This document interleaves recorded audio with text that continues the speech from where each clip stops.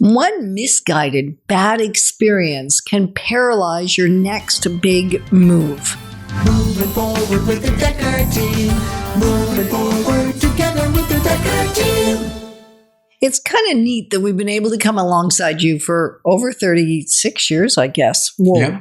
Not only selling, buying, and investing in real estate over 3,117 times, but coming alongside you to build your fund, build your faith, build your fitness and your finances, and even strengthen, heal, and flourish inside relationship. You know, it's fascinating in my mind that when we have a bad experience, it actually sets us up to be stopped in our tracks for the next time when there's an opportunity that would maybe be really, or likely, really, really, really good for us. Yeah, let's call it trust trauma. Trust trauma. Yeah, because trust trauma isn't that you don't trust that person anymore, which you probably don't. But you start to have that inner lack of trust. Lack of trusting yourself, lack of trusting another professional. And then you may start doing things, that sabotage yourself because you're not willing to take that risk to get hurt again. Right. Or make a bad decision again. Yeah. Like I can think of one for ourselves. Like what, Yetta? Well, we've had more than one, right? Which is awful. And yet it helps us unpack. Is it the situation that's the problem? Or is it that we used the wrong guide, or we didn't listen to our inner guide and went and made a decision anyway? So sometimes it's us, but often it's the guide that we hired. So when we hired somebody to do due diligence around investment strategies with us and investment opportunities, and then we invested in several things that we ought not have invested in, but we invested in it based on the guide, the trust in the guide. So then the next time a great opportunity came along, we were a little reluctant to go for it. Very much true. And you may have said, hey, have you ever said to yourself, I'll never do that again. I'll never buy another investment property. Yeah, I'll never buy another piece of land. I'll never buy a house again. And one of our clients said that to me. She said, I will never buy a house again. It was horrible. We lost it to the bank. We're not buying another one. Blah, blah, it was blah. a chaotic experience. I didn't sell it before when I still had control. Nobody helped me understand that by overpricing it, I wasn't going to sell it. I didn't get what the implications were. So I lost my house and I'm never buying another one. And that was 10 years ago. Yeah. And that person has bought multiple investment properties from us, multiple personal properties that they've lived in.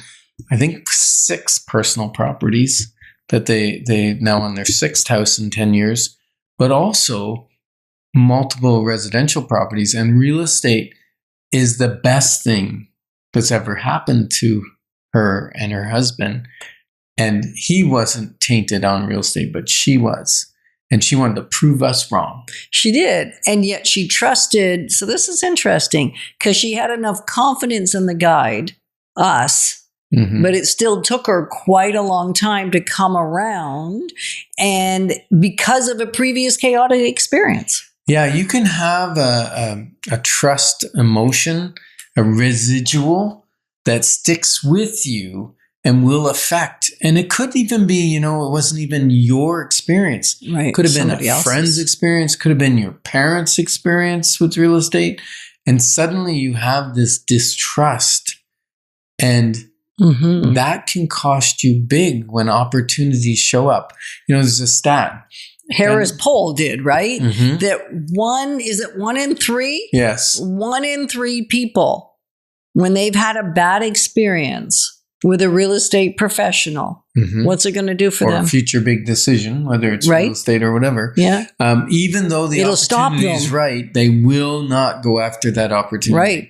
So 33% of people will be stopped by the emotional trauma, the trust trauma that's left from a previous experience. That has nothing to do with this time. Right.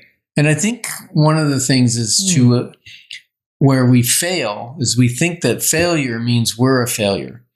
And I think failure means, oh, something went wrong in the process, in my due diligence or in the guide or whatever. Now let's evaluate that failure and move forward. You know, multimillionaires, most of them have lost millions of dollars, including ourselves. We've lost in lots. different things. Oh, don't I usually call you a magician? Yeah. You can make $1 million vanish in the blink of an eye. Yeah, but I also made $1 million reappear.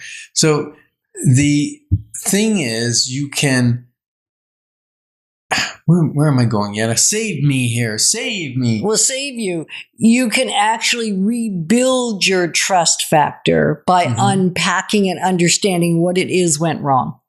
Yeah, and then learning, right? Learn and from actually, it, fail forward rather than have it keep you stuck where you are. And a lot of times it's going to require some forgiveness. Yeah, maybe. And it's also going to be understanding and the mindset. Like I used to think that failure, if you're on the radio, you can't see my hands, but failure was on my left side and success was on my right side.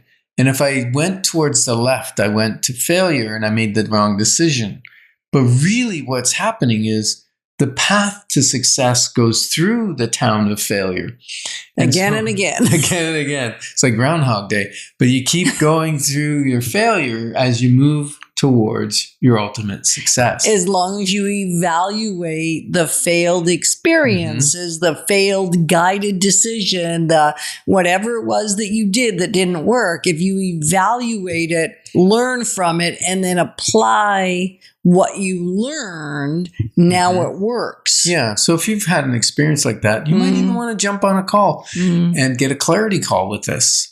And just go on our website, dekkerteam.com, and click on the calendar and book a call. And you know, how's it show up, Yetta? There's 3 ways, right? It can show up if people have this trust trauma or mistrust. Well, one is they don't make a decision when they ought to. Okay, so they're overcautious? Overcautious, like beyond cautious. No, find a reason that this thing is not going to work. Yep. Even when there's not really a reason this thing's not going to work. And then there's distrust in future professionals. Like I've had people where there's like a wall and I'm going, what did I do? Like they're just running into a wall of distrust and unbelief and I'm going, oh, this must be from a previous trauma that they put up the barrier. Right, and can't trust anyone. And then there's going to be another thing is you might be kicking yourself because you go, oh, I missed that. I should have gone for that. I have fear around that. I didn't go for it. Look at my friend went and did that and they made a ton of money and I didn't. Or, you know, maybe it's in relationship. I didn't go for that relationship. And I kicked myself because I never. And so what does that cause you to do? Beat yourself up to indecision. So we're back to this indecision, or it could even, which I know you said there was only going to be 3, but I've also seen it lead, you finally realize it's not working and then there's an impulsiveness that kicks in. I'm not going to let that opportunity miss me this time, so I'm going to go for it without doing the due diligence and the guided process. So it's still a lack of trust because you don't trust you can do the research and get a good answer. Absolutely. And we're glad that you've joined us on Life's Inside Track because when we move forward together, we've got this. Moving forward with the Dekker team. Moving forward.